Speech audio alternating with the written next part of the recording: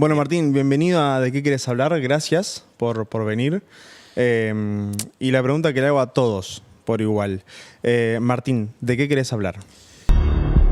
Una pregunta simple. Una charla sin libreto.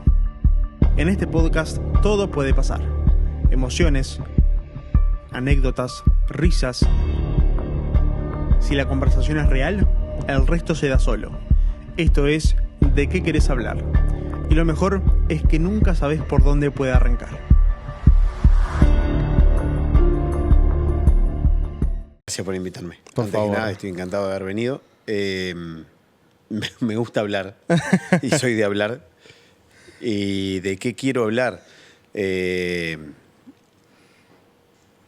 lo que De lo a que vos te salga. sirva para que la gente me conozca. Porque algo que pasa habitualmente en las entrevistas, Sí. y por eso me gusta este espacio, Bien. y celebro que haya este tipo de entrevistas, es que muchas veces las entrevistas se tornan en como en meta-entrevistas, es decir, entrevistas que se basan en cosas que dijiste en otro medio, en otro momento, en otro contexto, Ajá. en otro momento de tu vida y demás, y de repente decís, ¿y por qué no estamos hablando de cosas que de repente son las que me interesan ahora o me están pasando ahora?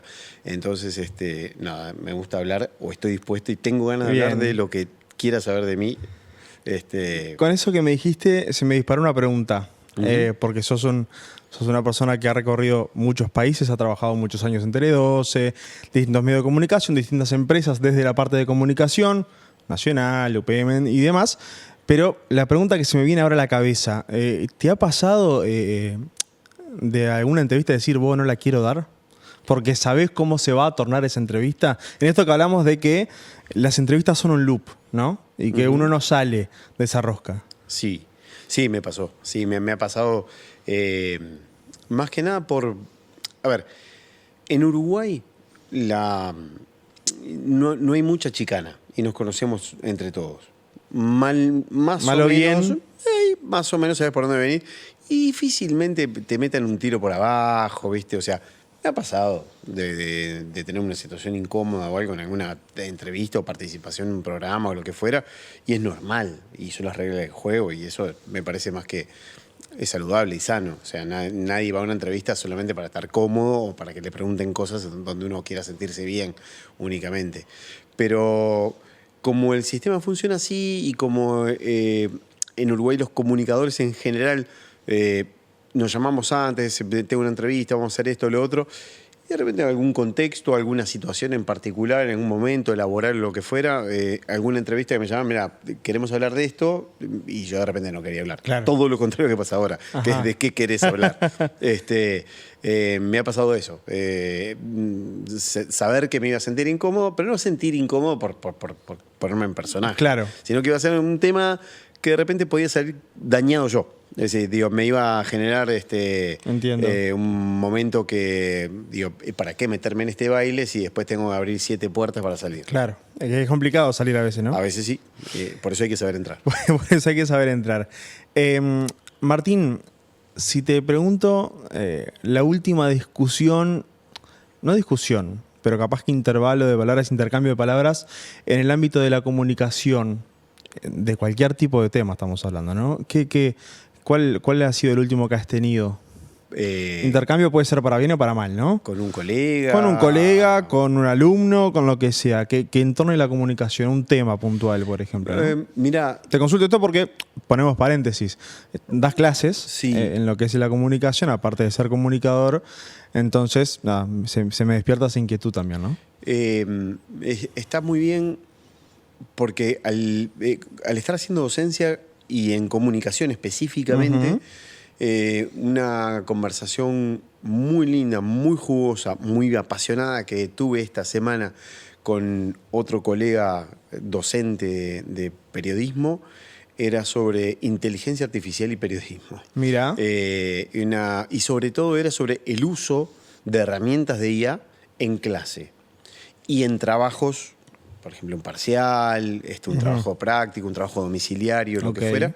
Y soy de los que cree que lejos de prohibir la herramienta u ocultar o demonizar la herramienta, me parece que si está ahí la van a usar Si está a mano van a recurrir a ella. Si es gratis la van a usar. Exactamente, si es gratis la van a usar. Y si les da resultado, la van a usar. Entonces es mejor amigarse con el fenómeno, con la herramienta y el fenómeno. Entonces terminamos, por ejemplo, coincidiendo en que para algunos trabajos en clase o para trabajos en clase hemos hecho trabajos específicamente. Abran su dispositivo, el que lo tenga, el que lo quiere usar, y utilicen la IA. Pero el chiste fue, el punto fue no... Hicimos un trabajo y fue, en definitiva, no terminar calificando el trabajo en sí mismo, sino cómo buscaron, para qué usaron. O sea, el uso de la IA. ¿Para qué la buscaste? O sea, digo, ¿por qué no la cuestionaste? Porque es muy complaciente y muy condescendiente y te dice, qué buena pregunta, te dice cuando necesito un cuestionario para hacerle 5 preguntas a Matías porque me quiere preguntar tal cosa. ¿Y te parece si le pregunto sobre, no sé, su proyecto y demás? Me parece muy buena, te dice la IA. Es muy condescendiente. Entonces, cuestionar las herramientas, saber de qué forma se están usando, si toman lo primero que les dice, si tratan de construir un marco conceptual alrededor de lo que quieren saber, me parecía más importante que si le había dado la respuesta correcta o no, o la estructura para dar una respuesta. Entonces, fue la última discusión hoy. Pero de esos 40, 45 minutos hablando sobre cómo abordamos este tema. Eso que me decías recién, que me parece re interesante, de que el alumno, y así lo interpreté yo, no, el alumno en parte busca una aprobación de la IA para hacer cierto o para responder algo. ¿Sentís que nos vamos en parte, el alumno, la persona, el ser humano, en parte se va a volver... No sé si dependiente, pero bastante aferrado a esto de la inteligencia artificial para muchas cosas? ¿Cómo te sentiste vos cuando te sacaron las rueditas de la bicicleta la primera vez? Hablándome pronto me sentía en bolas. Inseguro. Sí, claro. Dije, me la doy. Dijiste, me la doy. Sí, totalmente. Creo que un poco es eso, ¿no? Digo, o sea, Ajá. la IA obviamente nos puede dar conocimiento que no tenemos, puede validar conocimiento que sí tenemos, y ahí está el punto. El conocimiento nosotros lo tenemos o tenemos que aprender. Del lado docente tenemos que enseñar o tratar de generar una conciencia crítica para que busquen aprender o tomar determinados o desarrollar un conocimiento o una teoría o un marco, digamos, conceptual donde formar opinión y demás. La IA te puede ayudar. Ahora, si uno se va a basar en el trabajo que me manden o lo que tenga que hacer, me voy a basar exclusivamente en lo que me dice una herramienta que es hiper avanzada y que tiene un razonamiento muy rápido, son las rueditas de la bici. Hay un momento donde te vas a tener que soltar. Hay un momento donde no vas a tener la herramienta a mano. Hay un momento donde lo que vale es tu espíritu crítico, tu visión. Y no todo se resuelve con IA. Si yo, por ejemplo, soy una persona que nunca estudió planilla Excel o manejar Excel. Pero sin embargo, hoy por hoy puedo hacer cálculos en Excel y demás porque tengo una herramienta de IA que me lo permite y te hace la fórmula. Bienvenido sea. Claro. Pero no me formé para eso, ni vivo de eso, ni mi carrera depende de eso. Entonces es un apoyo que lo necesito, es una herramienta para mí, sí, muy valiosa. Ahora, si yo voy a desarrollar una carrera profesional en el mundo del periodismo, la comunicación o lo que fuera, y para todo, digamos, para lo que es formar una pregunta o tratar de... ¿Qué es lo más valioso de este diálogo? Lo que vos te va surgiendo, lo que vos vas notando, que de repente acá Martín pisó el palito y voy a hincar por ahí, o Martín me abrió una puerta para entrar a conocer algo nuevo y demás. Y esa es una visión humana, tuya, de inteligencia natural, de perspicacia, de estar atento, de picardía. Eso no lo va a suplir la IA. Te va a dar un montón de herramientas, nos va a dar a todos un montón de herramientas, pero nada va a sustituir. Hoy me preguntaba un alumno, me decía, y de futuro vos decís que nos vamos a quedar todos sin laburo, la típica, ¿no? Claro, se va a robotizar todo y en 2030 van a haber robots, claro. Exacto, y yo creo que, a priori el programa que tenemos en comunicación, hay muchas herramientas que nos van a permitir que todo luzca mucho mejor, porque visualmente todo va a ser mucho más atractivo, vamos a tener más chiches para jugar, pero nos va a tener muy ocupados. Más que desocupados, nos va a tener muy ocupados. Lo importante es, uno, amigarse con las herramientas, entenderlas, entender los límites éticos, personales, las responsabilidades, Y después saber que si tenemos una herramienta que es poderosa, saber cómo usarla, cómo jugar positivamente. Claro. ¿Qué límites encontrás en el uso de la IA, por ejemplo? A mí me parece que hay límites éticos que no los podemos cruzar ni con IA ni con un libro. Ok. Si yo tomo un párrafo de un libro que alguien le puso mucha cabeza para desarrollar un concepto o para escribir una poesía que emociona o un párrafo que me hace viajar a una aventura en algún lado, si yo lo tomo más que estar plagiando, estoy choreando feo. Claro. Mal. Ese tipo de límites éticos, el límite de yo lo hice pero no fui yo, es el primero que se me viene a la mente como condenable.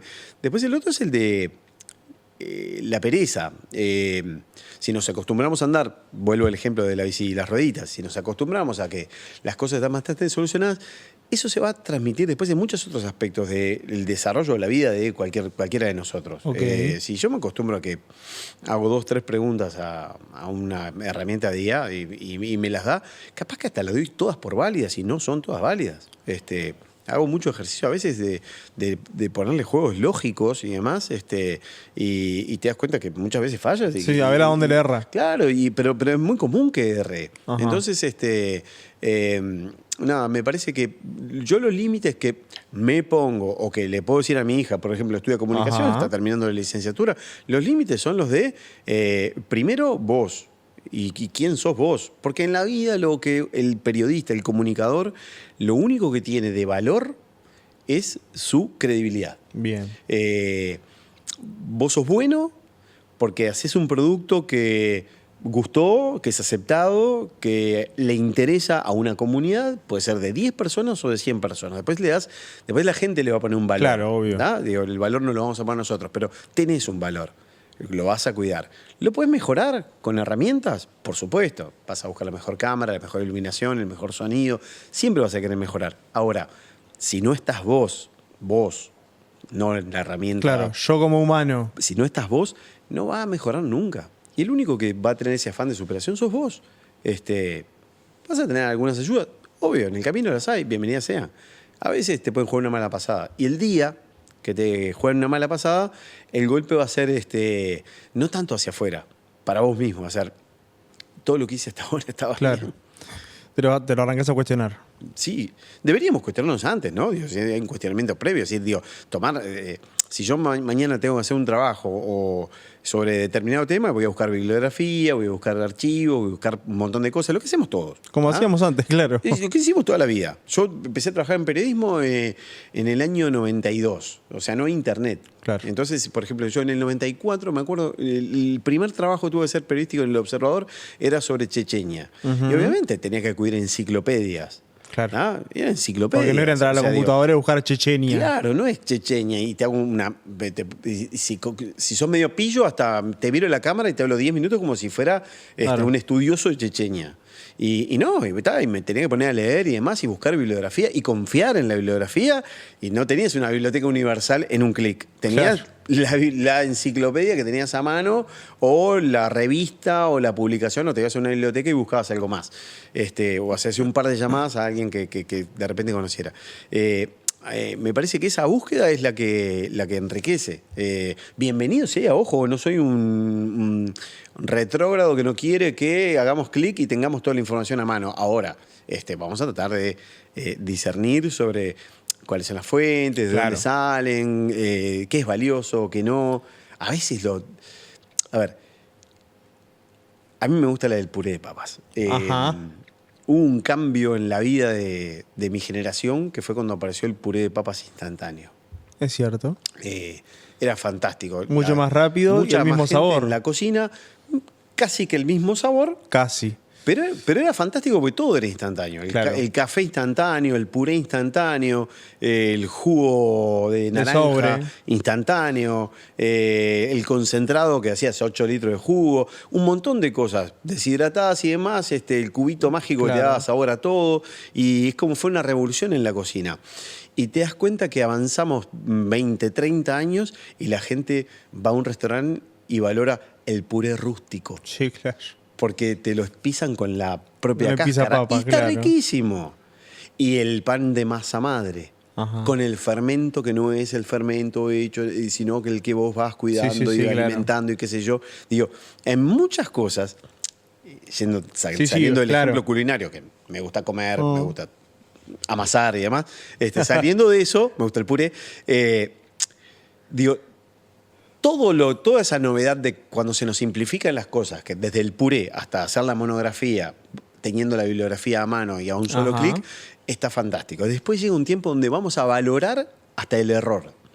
Vamos a valorar el error humano. Vamos a ponerle valor en que se equivocó, en que realmente hay un toque personal, distintivo, único y propio de esa persona.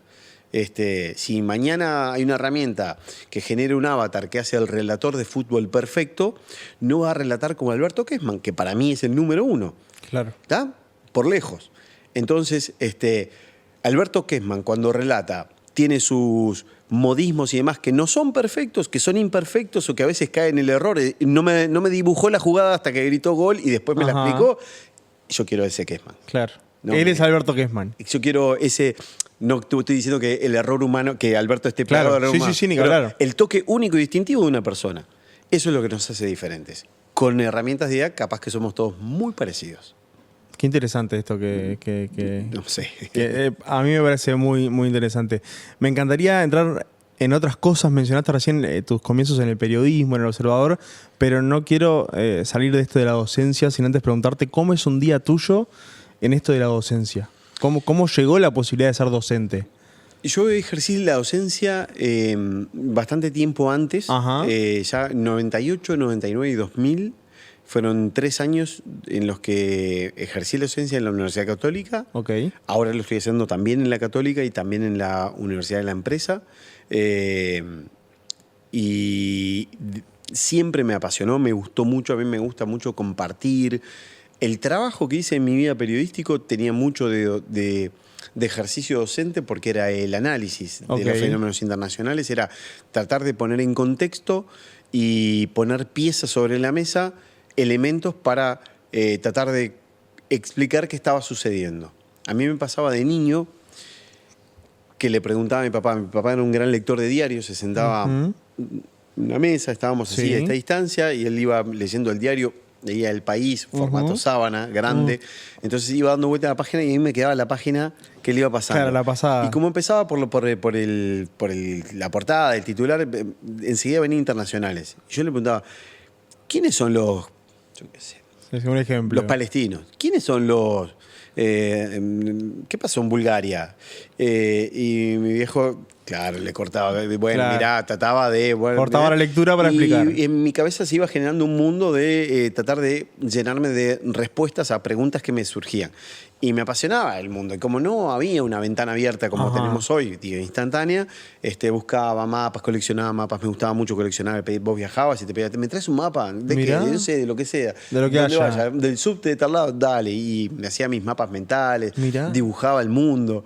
Por los 90, ya tenía 20 años, empezó a implosionar la Unión Soviética y a fragmentarse y Claro. volvieron a ser estados que habían desaparecido desde 1917 o posterior, digamos. Y entonces yo redibujaba mapas, porque estaba esperando que saliera de repente en National Claro. Geographic el mapa Ajá. oficial. Entonces, ese ejercicio yo lo empecé a aplicar. Yo estudié Relaciones Internacionales Sí. y no Comunicación. Ajá. Pero empecé trabajando en El Observador, me acerqué al Observador y me presenté. Había un llamado, O digamos. sea, había un llamado y fuiste. Sí, yo me presenté y me dijeron, mira, por ahora vamos a ver y qué sé yo, medio que quedé ahí Ajá, en espera. la nebulosa. Y pasaron muchos meses y me llamaron. Y a mí me gustaba porque los internacionales, en esa época, en los 90, el Observador era muy distinto Sí. al de ahora. La información internacional se trataba como análisis. Ok. Pocas noticias, pero te explicamos bastante.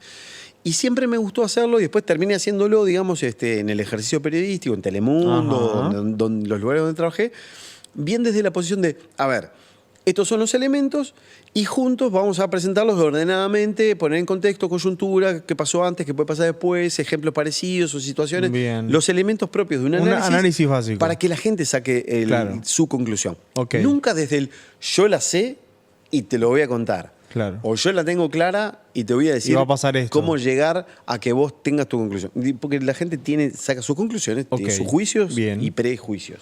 Entonces, hay un ejercicio también de bichito docente o bichito explicativo Ajá. que me hacía disfrutar mucho el desarrollo de una clase donde en una hora y algo, tratás de inculcar algunos conceptos y sobre todo porque me parece que en la docencia hay un fin ulterior o un fin muy marcado que es el de inspirar.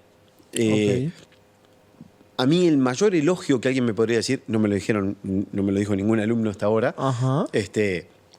espero que alguno lo piense algún día, es decir, que algún día me digan, a mí me inspiraste a tal cosa. Ok. Ese sería como la culminación, digamos, de nada, o un punto, digamos, que para mí sería un reconocimiento que realmente guardaría en el corazón como muy valioso. Ok. Encontrarme con alguien y decir, me inspiraste a... Porque en cualquier ámbito, Ajá. desde el deporte, la ciencia, la vida cotidiana, un ejemplo de vida, el que sea, ¿no? Admirar por inspiración, o sea, el reconocer que esa persona a mí me inspira porque lo veo que se levanta a las 5 y cuando yo me levanté estaba todo montado para recibirme y servirme un café que me tenía que tomar a las 7:30 de la mañana. Digo, es un ejemplo de laburo, suponete, me Claro. inspira. Bueno, me parece que en la docencia hay como un fin de, si este es el camino, te tenés que apasionar. Primero que nada, Tenés que eso. ser muy apasionado de lo que querés transmitir y te das cuenta el día que pudiste transmitir algunos conceptos cuando alguien hace una referencia a algo que de repente dijiste clases atrás o 2 cursos atrás y te lo recuerdan y decís, me estaban escuchando. O sea, claro, es como me estaban sentirse dando bola. escuchado en la clase. O lo claro. tomó como válido, Ajá. digamos, un ejemplo y demás, porque una definición la podés dar en el marco teórico y es Sí. invariable. Y están en libros y en internet. Ya está. Pero algo que de repente aportaste vos desde tu experiencia o lo que te pasó en la vida, te genera eso de querer transmitir. Yo no quiero que nadie sea como yo, no quiero Claro. que se confunda esto que estoy Ajá, diciendo. sí, sí, obvio. No es la aspiración a que alguien, bueno, miren, las cosas se hacen así, háganlas Claro. como yo digo. Lejos estoy de eso.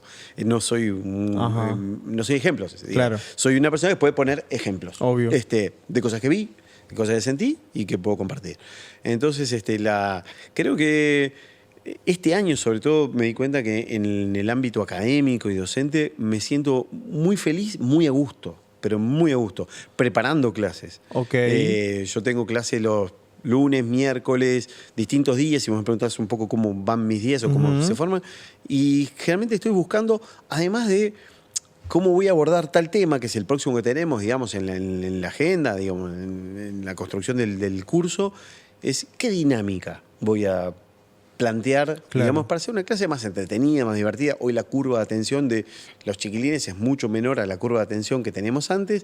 De repente a los 10 minutos ya están mirando para arriba, o de repente empezás a caminar en la clase mientras vas hablando y demás. Yo soy medio inquieto y empiezo a caminar y vas viendo que todos tienen pantallas abiertas, Ajá. sea un teléfono o una computadora personal, lo que fuera, y estás viendo de repente un Candy Crush, ¿viste? Sí, sí. Y lo ves. Claro. Y lo ves. Y no podés hacer nada. Y no bajan la tapa Claro. como diciendo que no lo vea el profe. Sí. No, lo tienen ahí abierto. O de repente decir, no, porque a ver, vamos a empezar a hablar sobre sesgos informativos. Sí. El sesgo de información. Y ves, tic, tic, y escuchas, tic, Claro. tic, tic, tic, tic, y están buscando sesgo informativo. Y si pará. Te lo voy a decir yo. Si fuera tu caso, si vos, yo veo que estás tecleando y Claro. buscando sesgo informativo, decía, a ver, decime, vos decime, bueno, hay un sesgo de confirmación que pretende de alguna manera reafirmar lo que yo pienso y no sé qué, no sé cuándo, es un sesgo. Ok, perfecto. Está.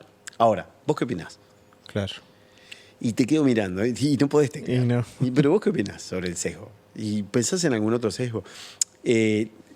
Nada, busco dinámicas, busco formas de ganarle al atajo, Ok. de captar la atención.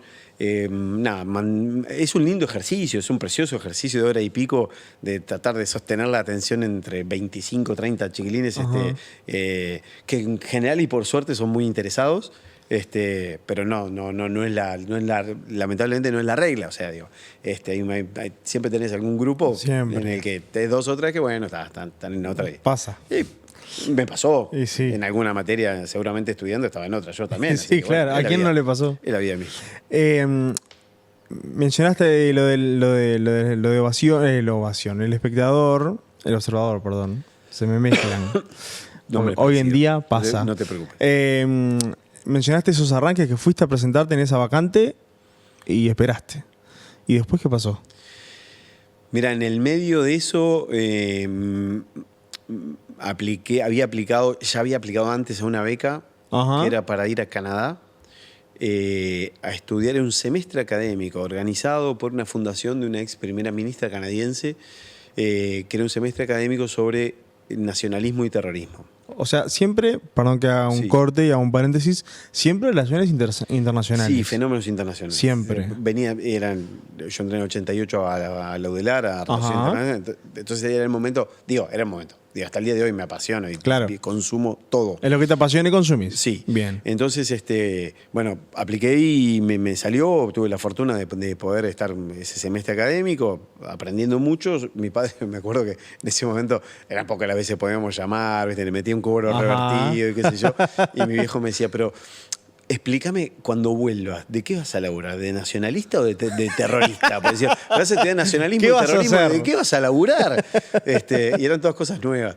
Y no, le digo, no, mirá, yo la verdad estoy adquiriendo una experiencia valiosísima y demás. En el medio de eso tuve una llamada de mi mamá que me decía, mirá, te están llamando el diario El Observador, no sé por qué. Ya me imagino por qué, llamé, me jugué unos mangos de larga distancia y dije, mira, yo termino en diciembre y vuelvo en diciembre. Me dijeron, cuando vuelves en diciembre hablamos. Claro. Sigue, digamos, la posibilidad de trabajar. Genial. Y por suerte seguía y Bien. enganché en diciembre del 94, empecé a trabajar en El Observador y desde entonces no dejé de trabajar en medios. Bien, ¿y cómo calificás esa carrera en medios que arrancaste en el 94 y tuviste muchos años? Yo tengo el recuerdo de tener 10, 11 años y verte en países totalmente remotos donde no hay un móvil uruguayo comunicando desde ahí en lugares de guerra, por ejemplo, con Tele12, y de verte y ser el que me da las noticias internacionales. Yo tenía esa imagen. Yo tengo que valorar cómo yo tenía fue mi esa carrera, no me gustaría hacerlo. No me gustaría valorarla. Perfecto. Creo que hice una carrera donde un comentario como el tuyo, que es un comentario de recordar que alguien lo hacía. Claro. No me importa si a tu juicio era bueno o malo. No, para mí era buenísimo. Pero no van eso. Voy a que la valoración después está en la gente. En otra cosa. Yo tuve mucha suerte y soy un enorme agradecido a que trabajé en medios, en coyunturas, en las cuales podíamos aventurarnos a esas cosas. Porque al día de hoy, viajar para muchos periodistas en un medio es un lujo y escaso. Bien. Por cuestiones económicas, por lo que es el mercado, claro. por la crisis económica que sufren los medios y demás. Entonces tuve la enorme fortuna de que en los años 90, yo trabajé en el 94, en el 99 en El Observador y fui a 5 intentos de golpe de Estado en Paraguay, cubrí la muerte de Yabrán, hablando de la región solamente. Pero hicimos la visita con fotógrafo. La visita del Papa Juan Pablo II a Cuba. Después de eso nos mandaron, aprovechando que estábamos en Cuba, 2 semanas a Chiapas por el lanzamiento zapatista y hacer un reportaje especial sobre el fenómeno zapatista en Chiapas, sin la necesidad para un suplemento. Es decir, cuando vuelvan lo escriben, y con fotógrafo, y después en Tele12, un montón de cosas que habrás visto y que no las voy a repasar. Pero tuve la suerte de que, si bien desde mí nacía yo creo que debemos ir y apostaría porque vayamos, porque podemos presentarle al público esto y esto, además de tener gerentes o tomadores de decisiones o gerentes de redacción o gerentes de noticiero que creían y decían, dale, vamos, apostemos. el canal lo podía hacer o el diario lo quiso hacer y apostaron y pusieron el billete para que se pueda hacer. Capaz que también ganaron plata, no sé. Claro. Seguramente. Porque después, bueno, hagámoslo de vuelta y vamos de vuelta. Claro, y vamos por a algo otro. seguían, claro. Digamos, funcionó, digamos, en términos de aceptación y de recordación incluso. Pero yo lo primero que me viene al recordar es, la pucha, soy un inafortunado. Porque hoy por hoy no pasaría. Por más que golpeara. En Canal 12, por ejemplo, cuando nosotros hicimos en 2006 la cobertura de la guerra entre Israel y Hezbollah, en Israel y Líbano, que fuimos de los dos lados, con todos los problemas que trae tratar de cubrir un conflicto que tiene dos partes y que si no cubrís las dos partes estás rengo y estás mal, pero con un solo equipo. Es decir, no tenés dos en simultáneo. Claro, sos solo vos. Entonces vas y una semana a un lado y te pasaba ese dilema ético y moral de decir que no se acabe el conflicto porque tengo que ir al otro lado. Claro. Pero decir que no se acabe el conflicto es saber que va a seguir ocurriendo una tragedia. Sí. Pero por dentro, profesionalmente... Sí, para el laburo que no se acabe. Si cuando yo llego al otro lado, sea de Israel a Líbano o de Líbano a Israel, si para cuando voy al otro lado, digo, no cubrí cuál fue la tragedia vista desde ese otro lado. Okay. Entonces era un dilema tremendo. Sí, claro. Bueno, esas cosas pasaban, pero eran aventuras, ¿no? Era también aclararle al televidente y decirle, nosotros estamos acá y después vamos a ir allá, porque nosotros lo que vemos lo mostramos, lo que oímos lo traducimos, pero no en sentido literal, y lo que olemos lo tratamos de hacer llegar. Y hoy es la realidad acá, mañana no sabemos dónde, hasta que lleguemos hasta donde lleguemos. Un poco esa era la dinámica. Entonces sí, lo que me viene es una suerte de que afortunados fuimos los que pudimos hacerlo y después me gustó mucho ver que, sobre todo desde la etapa de Tele 12, como otros medios lo hacían, que competíamos y demás, ya viajábamos juntos. Claro. O nos encontrábamos en una cobertura. Y a mí por dentro era una satisfacción. Primero porque veía amigos y compañeros y colegas que estaban de repente viviendo una experiencia increíble y profesionalmente explotando. Quería ganarles, ¿no? Quería comerle el hígado, digo, seguro. Pero al final del día terminábamos juntos compartiendo el pan y el agua. O sea, lo que teníamos lo compartíamos.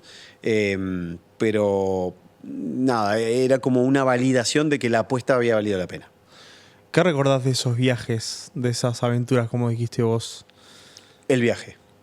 Más que la cobertura, el viaje. Okay. El llegar, el ir, el llegaré, el cómo entro a un país donde, o a un territorio hostil, porque uno viaja, uno dice, yo voy a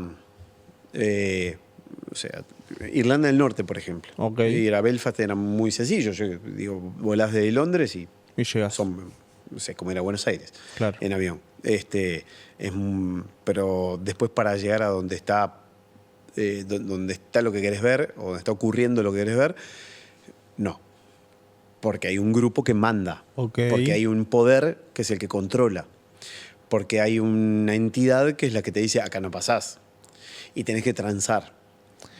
Y tenés que tratar de buscar la forma de yo necesito ver o yo quiero ver y yo quiero contar. O sea, yo vine para esto. Sí, pero ¿quién te invitó? Claro. ¿Quién te invitó?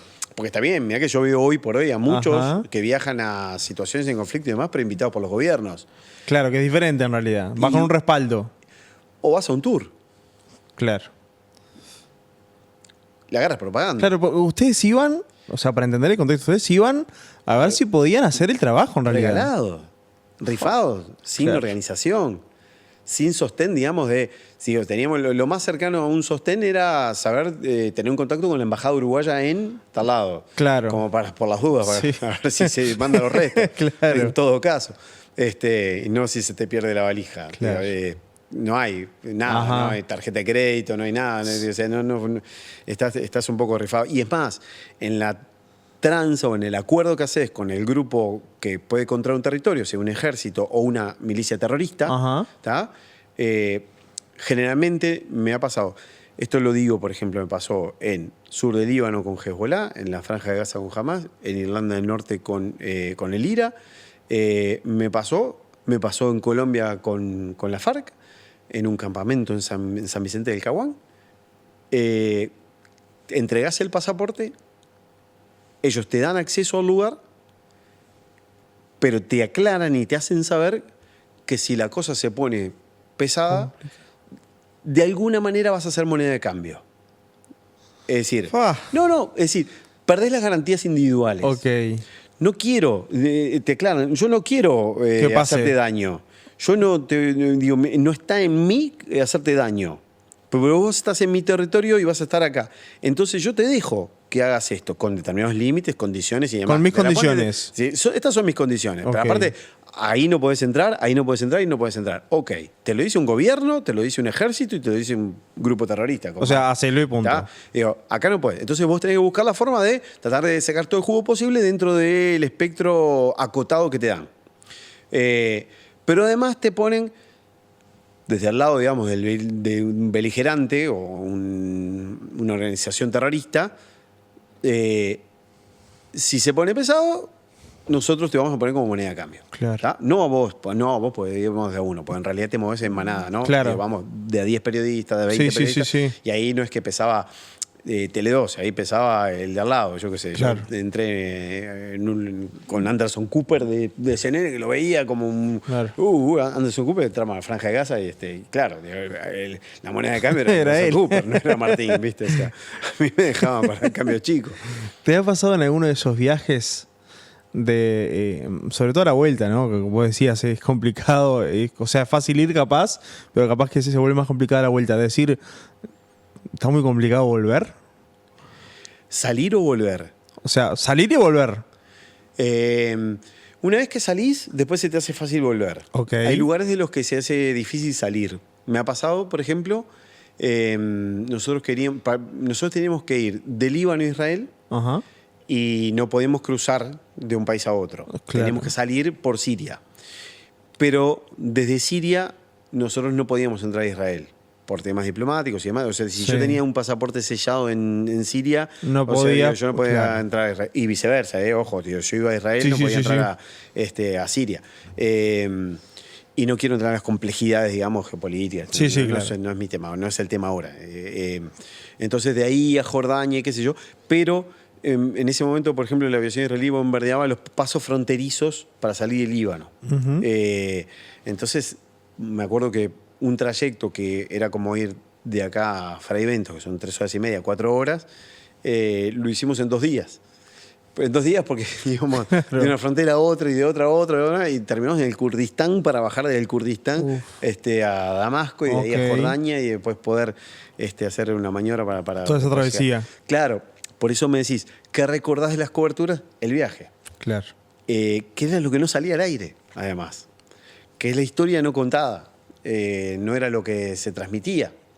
Y era otra época, además, porque hoy por hoy, si yo, a veces me pongo a pensar, lo hablo mucho con mi hija, que si yo hoy viajara con la tecnología que hay hoy, un celular, lo que fuera, etcétera, un satelital, lo que fuera, por más que los satélites, lo primero que vuelan antenas por todos lados para cortar comunicaciones, pero igual sería más fácil. Pero nosotros tenemos que, todos, no nosotros, tenemos que changar un día entero y después llegar a un punto de emisión satelital donde había un uplink que vos tenías una ventana de 15 minutos que costaba $800.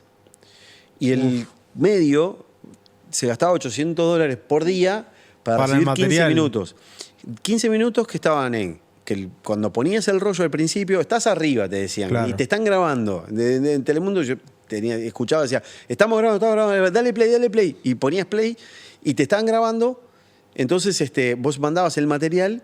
El camarógrafo siempre era un fenómeno porque editaba en cámara, porque tenía que juntar todo en un rollo. No era el de acá del minuto 1 al minuto 2 y cambiar de rollo. No. Editaba en cámara y lo llevábamos. Y en esa ventana de 15 te perdías 2-3 minutos de técnica al principio y después dejabas siempre 2-3 minutos al final para coordinar con la redacción de tu medio, en el canal, en este caso, Canal 12, Tele12, Telemundo, y decir, ¿qué vamos a hacer mañana? Y decir, mañana vamos a ir a tal lado, vamos a hacer tal cosa, vamos a estar en tal lugar. Y si teníamos suerte, a veces el proveedor de servicios nos daba el teléfono satelital en la línea y decía, decime un número de Montevideo y te marco, y podía llamar y de repente decirle algo a mi hija, por ejemplo, o a mi familia. Claro. Y tenías ahí un minutito de satélite abierto para hacer una llamada telefónica. Qué importante eso, ¿no? Sí. Y qué importante, me intento, entre comillas, poner en tu lugar, y más allá de que era trabajo y era lo que te apasionaba, qué importante el apoyo de la familia en todo eso, ¿no? Es esencial. Porque ¿cuánto, por ejemplo, ¿no? Así pensando por arriba, ¿cuánto es lo máximo de tiempo que has estado fuera de tu casa en este tipo de viajes, ¿no? En estas coberturas, 3 semanas, por ejemplo. Un mes máximo. Ok. Después por otras circunstancias de la vida, sí, más tiempo. Sí, claro. Sí, 3 semanas. Y generalmente podés hablar, tenés comunicación. Pero de repente vas a un lugar, yo qué sé, terremoto en Pisco, Perú. Me acuerdo, estaba Canal 10, estábamos nosotros, había colegas de distintos lugares, una tragedia humanitaria horrible, el terremoto en Haití en 2010, más de 220.000 muertos, una tragedia. Una locura. Estaba 4, 5, 10, 12, y si no me equivoco estaba BTV, si no me equivoco. Y la comunicación era escasa, la comunicación que tenías. O sea, porque la infraestructura estaba colapsada. Sí, claro. Un fenómeno, un desastre natural. Y en un país encima con escasísima infraestructura. Claro. Tengo una anécdota fantástica. Si te la Contámela. puedo compartir. Obvio, ¿cómo no? Se nos rompió una cámara. Porque se llenó de polvo. Claro, todo es polvo. Todo polvo. ¿No? Y son muy sensibles las cámaras. Claro. Eso lo saben ustedes mucho más Sí, que yo. sí, lo son. Y cada vez son más. Con quien viajé en ese viaje, Luis Gómez, que es una persona de las que me llevé muchos amigos, tengo muchos amigos, digamos, de estos años. Luis Gómez, tengo una persona muy especial porque compartimos momentos muy personales y muy tocantes. Ajá. Y Luis en ese momento se le tranca la cámara, el rollo, todo, porque por el polvo y qué sé yo. Y teníamos una cámara de backup y demás que también se rompió. Y recuerdo que pudimos hablar con el canal y la respuesta de un ingeniero fue que nos mandó por mail la dirección del service Sony en Puerto Príncipe, Haití. Rezando para que esté en condiciones, ¿no? No, pero es que es inviable. Digo, ya en el momento Claro. que te dice, si pones en tu mente lo que es Puerto Príncipe, normal, Sí, es complicado. un service Sony. Va a estar más pues, complicado. Con un terremoto. Era como decir, la verdad, fue como decir, jodete. Claro. ¿Tá? Hubiera preferido un jodete antes que andar el service Sony en la avenida Sí. Chevalier, no sé. Pero bueno, son historias que van quedando atrás y de las cuales me río. Por eso, que te quedan de los viajes y esas cosas que de repente no mostrábamos, no contábamos, no podemos contar, pero van a ir en un libro. ¿Vas a hacer un libro? Sí. ¿En serio? Sí, lo estoy haciendo. Mirá. Sí. Sí, sobre el viaje, Claro. en sí mismo, ¿no? El viaje de una vida, o qué sé yo, no sé. Capaz que a alguien le interesa. ¿Sabes que tengo ese trauma, no? ¿Sí? Siempre pienso a quién le va a interesar. A mí, yo te prometo que a mí me va a interesar, me jura. 2 bloqueos Te tengo. juro que sí. A ver, contame. El primer bloqueo es, primero, ¿le va a interesar a alguien? Bueno, vos me dijiste que sí, te lo yo agradezco. te juro que sí. Algún familiar, seguramente. Y el otro es, ¿cómo escribo el libro sin caer en el yo? Es decir, Ok. sin el... Cuando yo entré, cuando yo fui, porque a mí porque la primera Salir persona... de la primera del persona. singular me satura. Y no es la historia mía. Está claro que yo soy el vehículo. Que sos el protagonista, para entre contar. comillas, para... Pero no quiero ser el protagonista. Quiero contar cosas que de repente sean costumbristas o lleguen a... No quiero que digan, uy, mirá qué bueno lo que hizo. No, capaz que mirá qué mal lo que hizo. No Claro. sé, digo, pero no es que lo hice yo. Ajá. Es que pasó y le pasaba a todo el que quisiera hacerlo o se iba a encontrar con esa dificultad. Entonces, claro, cómo escribir memorias personales sin salir entrar en el yo. de la ropa de uno. Pero hay técnicas, hay formas y por suerte hay una buena Sí. editora que ayuda. Ah, qué bueno eso. Bueno, me alegra lo del libro. Bueno. No me lo esperaba, la verdad, pero me alegra. Y cuando esté lo voy a Buenísimo. leer. Vuelvo a lo de Haití. Me nombrás lo de Haití, la catástrofe que pasó, y obviamente uno se le vienen flashes de imágenes de cómo estaba Haití en ese momento. Se rompieron las 2 cámaras, cómo arreglaron y qué veías de de esa catástrofe natural que pasó, que estaban todos ahí para cubrirla y también creo yo que intentando recomponer algo que era inevitable. Mira, lo de las cámaras para nosotros era primordial porque era el trabajo. Sí, claro. Terminamos, la empresa que nos daba el servicio de satélite era la misma empresa española que estaba en todo el mundo y, por ejemplo, cuando estábamos en Líbano, en Gaza, acá, allá en Israel, donde fuera, siempre trabajábamos con ellos. Entonces claro. llega un punto donde ellos me dicen, mira, yo tengo una cámara, te la doy, trabaja unos días, te cobraron un alquiler por día, de 10 días, ponele, nos cobraron 3, ¿viste? O sea, ya claro. llega un punto en el que te haces amigo. Sí, sí, obvio, el vínculo. Yo te la doy, te prestaron Claro. una personal de ellos. Entonces, estás, eso se solucionaba. Podías trabajar. Y después lo otro, sí, lo otro era muy impactante porque ¿en qué te concentras? Vos encontrás una ciudad, más que una ciudad, bastante más que una ciudad, Puerto Príncipe y alrededores, absolutamente destruido. Todo está Sí, roto. yo tengo ¿Ah? el vago de recuerdo de ver imágenes, todo con tono de grises, todo derrumbado, de edificios, polvo, escombros. Todo. Gente intentando sacar escombros, buscando cosas, Sí. cuerpos, y fue devastador. Yo tengo muchas enseñanzas y cosas que aprendí de vida de ese momento. En primer lugar, uno no va a mostrar los muertos. No, claro. Hay medios que sí, ¿eh? Sí. Yo veía medios argentinos que hasta acomodaban cuerpos. Acomodaban cuerpos para que parecieran más. Vi muchas cosas de ese tipo. Acomodaban cuerpos para que parecieran más, para apilar. Y hacer un copete con un fondo más macabro. Más morbo. Sí. Y alimentar ese morbo. Pero a nosotros nos... A ver, el muerto murió. Ya no está más. En Haití, el vivo es el que tiene la tragedia porque sobrevive. No estoy diciendo que morirse en un terremoto No, es una tragedia. claro. Quiero que nadie, por favor, En ese me contexto. saque el contexto, ¿no? Digo, nos interesaba más la historia. Nos interesaba. Creíamos, o sigo sintiendo, que lo valioso era entender la vida de quien está sobreviviendo. Porque sobrevivir era un milagro.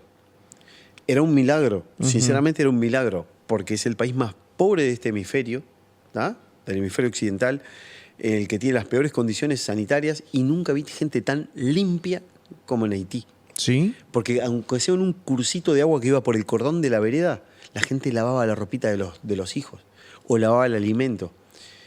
En Haití, y en ese periodo, eso fue enero de 2010, y en febrero de 2010 fue el tsunami en Chile, en Concepción, que sí. también lo cubrí con mi amigo Luis, mi amigo, compañero Luis. Y me gusta hablar de entender la miseria humana, porque se hablaba de la miseria de Haití en términos de pobreza, y yo no vi más miseria que durante ese tsunami en Chile. ¿Por qué? Porque en Haití el único episodio de violencia que vi fue cómo un grupo grande de gente se peleaba por un saco de maíz, de harina, de víveres esenciales. Ok. ¿Tá? En Chile, un mes después, y en una situación similar, terremoto con tsunami en este caso, yo veía gente que entraba a un supermercado, lo saqueaba, pero se llevaba los televisores LED, pisaban lo que quedaba para que otro no venga atrás, robaban teléfonos, el de la manzanita, y si no era de la manzanita, los otros los rompían o lo dejaban, pero no se llevaban ni leche en polvo, ni pañales, ni cosas básicas de harina, supervivencia. ¿verdad? ¿Por qué? Pues son sociedades de consumo. Somos. Nos criamos en una sociedad de consumo y aspiracional de otra cosa. El haitiano, en su estándar de vida, aspira a otra cosa, a sobrevivir, claramente. Sí, sí, y a sí. vivir, a llegar al otro día y a que sus hijos tengan la comida en el plato. Entonces, yo me acuerdo que habíamos hecho un copete y habíamos hecho como un raconto final o un cierre a la cobertura, y era, ¿cuál es la miseria? Y digo, ¿dónde está la miseria? Claro. ¿Es la pobreza que se vive en Haití y demás? ¿O la miseria humana de encima que después entro y saqueo un supermercado, lo voy a prender fuego para que no vengan otros? A ver, no quiero generalizar y No, los no, chilenos ni y que qué sé hablar. yo, no sé qué, no sé cuándo, en una situación puntual, en un lugar, en Chile, y yo puedo hablar de eso porque lo vi en ese momento. Y en una ese situación lugar. Y en una catastrófica, situación- ¿no? Está. Entonces no quiero decir que los chilenos son. Seguramente si pasa en Uruguay veríamos imágenes similares. Quizá, no sé.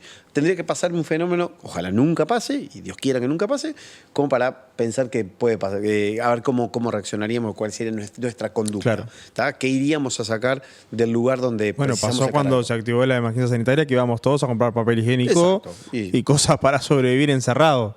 Exacto. Sí, ¿no? exacto. Sí, Capaz sí, sí, que sí. más civilizadamente, pero pasaba. Sí. Pero no dudo que ante un desastre de otra magnitud, capaz que miras para el costado y decís, uy, este objeto de valor, que ahora no me sirve para nada, Claro, capaz que ahí. por la duda, para cuando pase tengo un teléfono mejor. Claro.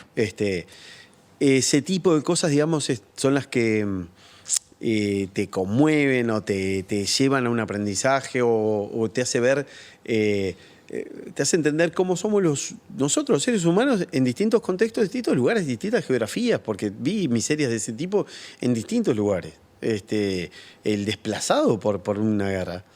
No sabes lo que sufre. O sea, digo, parece una obviedad, pero que una persona te diga, yo no sé dónde pertenezco, porque cuando estoy allá, refugiados en Beirut que escapaban, dice, yo estaba preso de Hezbollah, te dicen. Porque donde yo vivo es un territorio controlado, en el sur del Líbano, frontera con Israel. Está controlado por Hezbollah.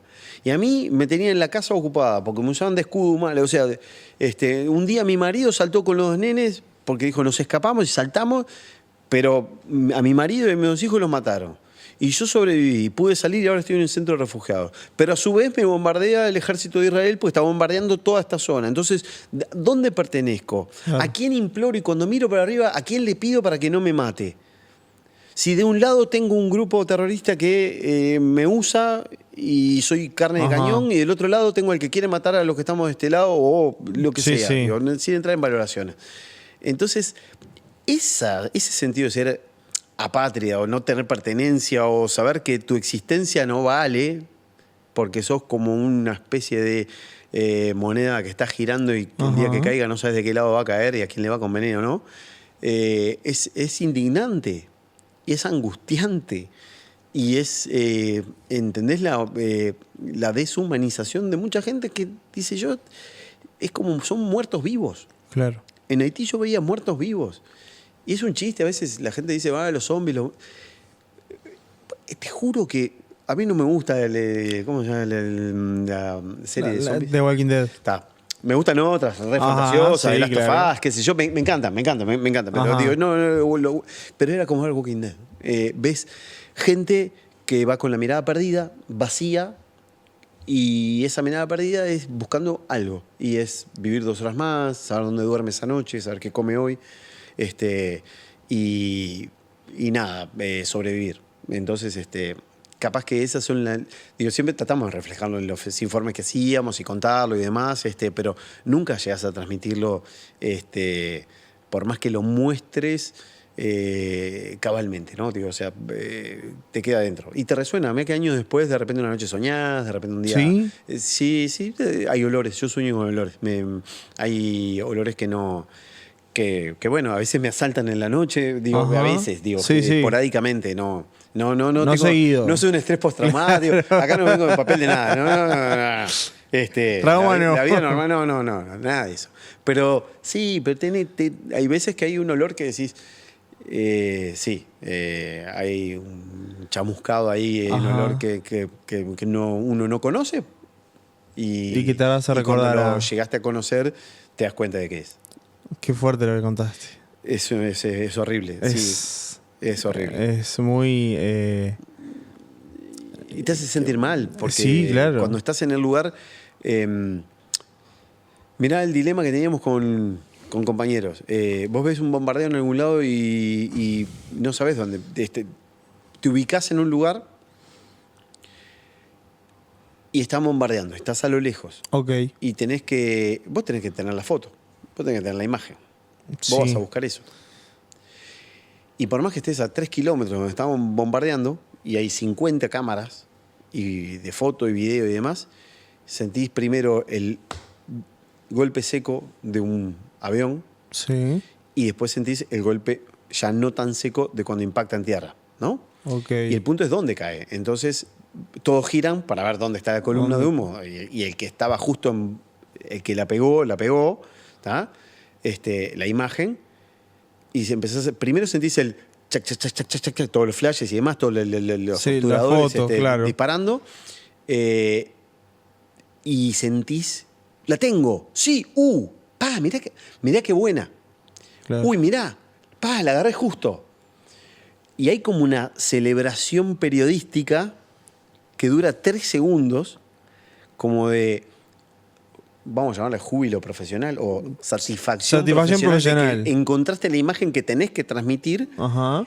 que enseguida deviene en una angustia porque sabés que atrás de esa foto, si te acercás, lo que hay es tristísimo, ¿está? Y ahí no importa el color, la bandera, o sea, Sí. para el lado que sea, para el lado que sea. Entonces, son esos dilemas de cómo vamos a estar celebrando esto. Luisito Claro. un día me dice, loco, yo me quedé contento porque justo cayó donde estaba filmando. Le digo, pero no te pongas mal, porque ese es tu trabajo. Te mandaron para eso. O yo de repente le decía, qué bueno que justo tenés la imagen. Ojalá no lo hubiese tenido. Y él me daba una lección a mí. Entonces, nada, te deshumanizás un poco. Cuando empezás a caer en todo lo que pasó cuando te estás yendo. Porque cuando estás, sabés que vas y querés jugar el partido y querés ganar y que tenés la imagen y mandarla a tiempo y qué sé yo, y estás metido en una rosca encima con colegas con los cuales te ayudás y te retroalimentás y se retroalimenta eso. Cuando te vas, empezás a entender, todo lo que dejaste atrás, todo lo que va atrás y todo, empezás a humanizar y cómo te quedaste abstraído, digamos, de lo que había por unos días y te empezás a cuestionar. Yo al principio me digo, soy tan hijo de puta que digo, ¿para qué fui a verlo? Claro. ¿Por qué fui a verlo? No sé. Lo Lo hablaré con un psicólogo. y la terapia. No hice hasta ahora, pero bueno. Antes de terminar, me encantaría seguir preguntándote sobre estas cosas que están apasionantes horas y horas, pero... ¿Para qué terminar si podemos seguir hablando? Me encantaría.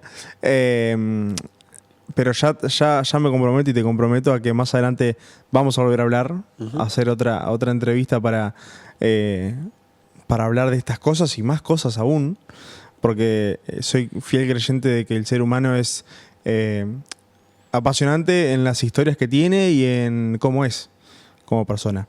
Pero bueno, volviendo a lo que es la entrevista, antes de cerrarla, me gustaría pasar por algo un poco más personal. Tu vida con tu pareja, que es de público conocimiento. Victoria también es comunicadora. Victoria Zangaro, sí.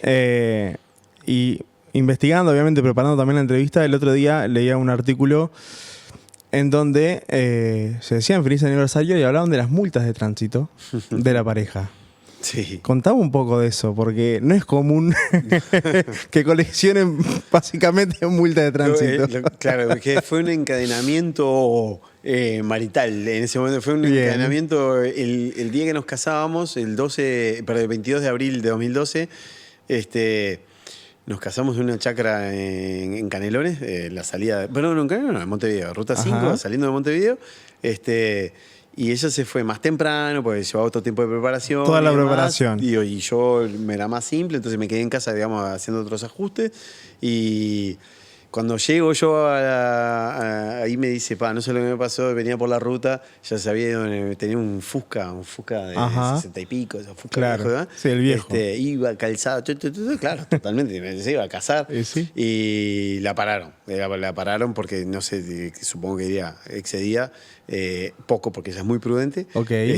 La pararon y lo miró a la persona y le dijo, mira, me estoy yendo a casar, tengo unos nervios bárbaros, no sé, la verdad que ni me fijé cuánto venía. Yo, ¿te vas a casar? Y le perdonó la vida. Bien por el inspector, en este caso de Caminera, por una ruta nacional. Bien por él. Gracias. Por favor. Y no es porque ella fuera Victoria y fuera conocida. Claro. Más, era la situación en el momento. Por el momento. Creo que no la reconoció incluso. Y después nos pasó enseguida, nos vamos en luna de miel y la típica, fuimos a San Francisco, pero queríamos ir a Los Ángeles porque había un recital de Bruce Springsteen. Y yo soy muy fanático de Springsteen y no me lo quería perder. Y estábamos en luna de miel y qué sé yo, auto. Y nos dieron un auto descapotable, cosa que nunca hubiese alquilado en mi vida. No me gusta, no es que pero, me gusta. Me parece como que es mucho para mí. Pero ahí, qué sé yo, no me ve ya nadie. Que estábamos ahí. En Montevideo nunca lo haría, ¿viste? Claro. San Francisco, Costa, manejando. Y claro, también me pasé de velocidad, me paró un patrullero, la típica, el sonidito. Sí. Entonces, el tipo me dice... de Uruguay, ¿qué hacen acá? Y no sé qué, pero es una buena. Sí, claro. Entonces le digo, no, mirá, estamos en luna de miel, nos casamos hace poco, y todavía le tiré una excusa espantosa que fue, lo que pasa es que me confundí las millas con los kilómetros. Y el tipo me dice, si te confundiste es peor. Claro, dice, porque vamos más rápido. Claro. Vos conscientemente estabas yendo más rápido de lo que digo. Entonces, o sea, en el atropello hice todas las torpezas. Entonces dijo, están en luna de miel. Entonces dice, le pido por favor... levante el techo retráctil del auto y yo obedecía como diciendo, no sé qué tengo que hacer acá, ¿viste? Y obedecía. Entonces dice, ahora disfrute el aire, el paisaje, disfrute la luna de miel y llega a tiempo a ver a Bruce Springsteen, que es un gran músico, y un fenómeno, tipo divino. Claro. Y que nadie venga a decirme, porque ya cuando salió ese posteo vi muchos comentarios abajo tipo, la típica, porque trabajan en la tele y le sacaron la multa. Ah, sí. No, pero en San Francisco no nos conocían. Claro. Y hay gente que tiene determinada sensibilidad, buena onda, tampoco estábamos haciendo... más empática. Claro, pero no estábamos, digamos, haciendo picadas. No, ni en Ruta 5 ni en los... Ni allá. Otra cosa que te quiero preguntar, ¿cómo...? Porque por los que más o menos te conocemos y te seguimos hace tiempo, sabemos que Nacional es una parte importante de tu vida. Sí. Como hincha. Sí, claro. Y porque trabajaste en Comunicación de Nacional. 5 años. ¿Cómo fueron esos 5 años? ¿Cómo los viviste? Fue la locura más grande en la que me metí en la vida. Y la disfruté mucho. La volvería a hacer. No, creo que en este momento no. No como experiencia de vida porque fue tremendamente desgastante y por algo yo busqué la salida y yo me fui a otro lugar porque no es que sentí que no le podía dar más, sino que yo sentí que iba a dejar... iba a terminar muy mal. Te consume 24/7, o sea, cuando trabajas para Nacional te tenés que dedicar a Nacional, porque ahí, primero que tenés que atender la vida de la masa social, que es lo más importante en Nacional, los hinchas, los socios, las necesidades de un plantel de fútbol, básquetbol femenino, juveniles y demás, comisiones, mucha gente que trabaja honorariamente y que la vida de trabajo, desde los directivos hasta todas las comisiones de trabajo que le ponen el hombro y le ponen el pecho y todo, empieza cuando terminan el laburo, 7 de la tarde. Entonces vos te levantaste temprano, apagando un montón de incendios o desarrollando un trabajo, y cuando llegan a las 7, 8, 9 de la noche empieza a sonar el teléfono de vuelta porque empieza otra tanda de trabajo, con gente que necesita de vos, y tenés que estar. Y después viene el sábado, y hay partido, y de esto y lo otro, no es solamente cuando juega el primer equipo masculino de Nacional, hay muchos equipos que juegan. Y Nacional compite en muchas cosas, y mueve mucha gente, muchos niños y muchos hinchas. Y en mi caso, como era una cara más o menos reconocible, o tengo redes sociales y era medio conocido y sabía... A veces era como la oficina de informes, ¿no? Era, ¿qué pasa que no está dando la tiquetera? ¿O por qué no puedo sacar entrada a tal cosa? ¿O cuándo van a poner las entradas? Vos, Martín, no sé qué, contestá. Y no el culo roto. Y uno quiere brindarse a todos porque sabés que te debes a todos. Entonces era desde un jugador de fútbol que me llamó un sábado a las 11 de la noche para preguntarme dónde compraba un cargador de Samsung, hasta un hincha que tiene problemas para sacar la entrada, a una persona que te dice que su sueño y el sueño del padre, la última voluntad del padre era tirar las cenizas en el Parque Central y cómo hacía. La cantidad de preguntas o cosas que te digo que llegaban, y le llega a cualquier persona que trabaja en Nacional, o el que quiere el saludo de tal jugador para el cumpleaños 15 de la hija o de la amiga o lo que sea, o sacarse la foto, y hay una enorme complejidad, y después la necesidad de desarrollar un trabajo muy profesional, que era desarrollar una política estratégica de comunicación, pero mientras vas atendiendo un montón de otras cosas. Entonces me encontré trabajando 20 horas al día, durmiendo muy poco, y como contrapartida, cuando ganás, tenés más exigencia, cuando uno no gana, no digo ganás porque yo no entraba a cabecear. Digo, Claro. Digo, cuando Nacional ganaba tenías más exigencia y cuando perdías tenías la misma exigencia, pero con Pero una negativa. adicional, con mucha puteada. Claro. Porque ahí estaba todo mal. Y digo, mirá que ganás 3 partidos y decís, este es el nuevo vaso que vamos a lanzar. Sí. ¡Qué buen vaso, loco! Mirá, qué vaso Sí, sí, metemos. Digo, después que presentaste el vaso, porque ganaste 3 partidos, perdiste, empataste, un partido que no podías empatar, Ajá. y métete el vaso, ¿sabes dónde? Déjense de vaso, compren un 9, traigan un 8, traigan un 25. yo Traigan qué sé. jugadores, y, claro. y bueno, tenés que entender que, bueno, es pasión. Sí, es y parte donde hay de- pasión, se entiende, se respeta, y hasta nunca creo que me calenté una vez, ¿viste? Claro. Porque se metieron de repente con algo personal, pero la calentura del hincha la tuve yo toda la vida, y la alegría del hincha vale triple, Obvio. porque la esperás. Y hablaba con mis colegas que trabajaban en Peñarol y les pasaba lo mismo. Y sí. Es la misma pasión, ¿tá? La misma. ¿Tá? En otros colores, otra, no sé, idiosincrasia, otra Sí, sí, claro. liturgia, Obvio. llamémosle, es otra misa distinta. Pero cada uno tiene su Dios. Martín, te agradezco un montón por la entrevista. A vos te Espero agradezco que por la hayas invitarme. pasado bien. Disfruté pila porque hablé de un montón de cosas que en 16 entrevistas que No hablaste. habré tenido en mi vida nunca me habían preguntado, así que gracias. Y queda la invitación ya hecha y grabada para más adelante venir de nuevo y seguir hablando. Capaz que con un libro vengo. Capaz que con el libro, Ojalá. cuando vengas con el libro, como no, ojalá que sí. Así que bueno, nada, gracias. A vos, muchas gracias, de verdad.